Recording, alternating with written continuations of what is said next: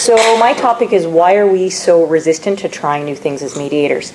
And this topic kind of came to me as we were doing our sort of pig and potato design speaking and rounds and teaching with Zombie Fight or Flight. I kept coming across people who were saying, this won't work in my context, or I'll let you know if I ever get brave enough to try it. And I heard that a lot.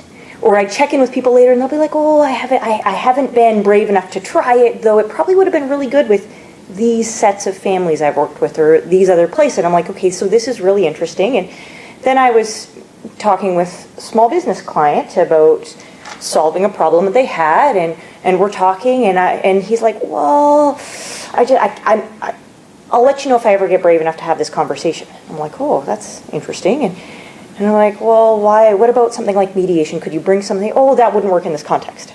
I'm like, okay, so this is really interesting, right? I have these two spaces, and in one space, we have mediators saying, oh, I'm afraid, and dismissing things out of hand. And it's the same things I hear from clients who are being resistant about engaging in conflict resolution.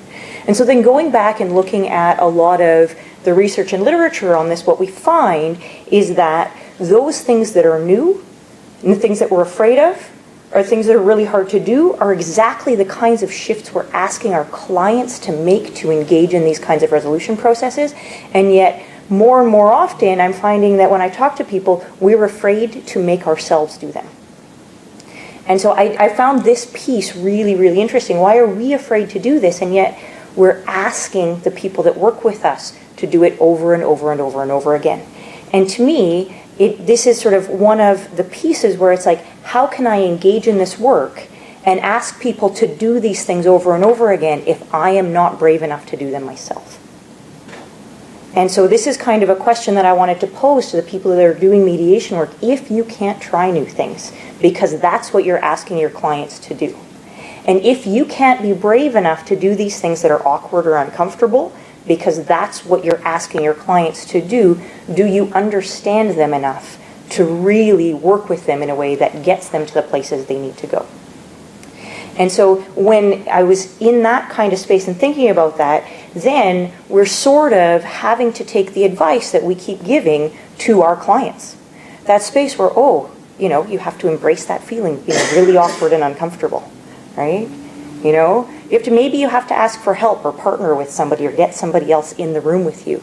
Right? Maybe you need that little bit of extra training or that person that's going to hold you accountable. So if you're doing, coaching, often you're going to do that thing because on Friday you're talking with your coach who's going to ask you how it went. Right? Do you have that accountability buddy where you're saying, I'm going to try this in a mediation this week, and then on Friday I'm going to talk to you, and you're going to ask me how it went. I'm way more likely to try doing that, right? And then there's that other space of, do you schedule it in? So this is one of the pieces of advice that I routinely give to my business clients is schedule your conflicts. And when I look at things that I'm really uncomfortable doing, really uncomfortable actually engaging in, I schedule their use. So maybe I'm not so comfortable in a setting pulling out a card game to play, but it would be the right setting for it. It's a family with teenage kids that are sort of younger teenagers. It's perfect context for it. I will actually pencil it into my process plan. Right? And that way we actually have it happen so I can't back out later because I'm nervous. And so I would really like us to kind of think about, as mediators, how when we find ourselves being resistant to things because the context isn't right, and yet I know people that are working in similar contexts who have tried things like that successfully. Or people who are really excited to have those spaces shaken up. Often lawyers have done the same thing over and over and over again, and if you bring in an interesting new thing for them to try, it's exciting for them because it's not the same process that they've been doing over and over and over again.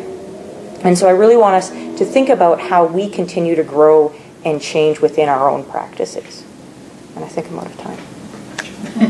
Questions?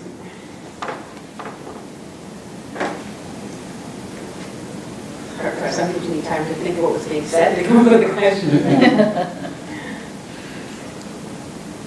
And I think that that's part of that integrity piece that I was talking about. Like, do you think that like being willing to explore creativity is part of your own integrity?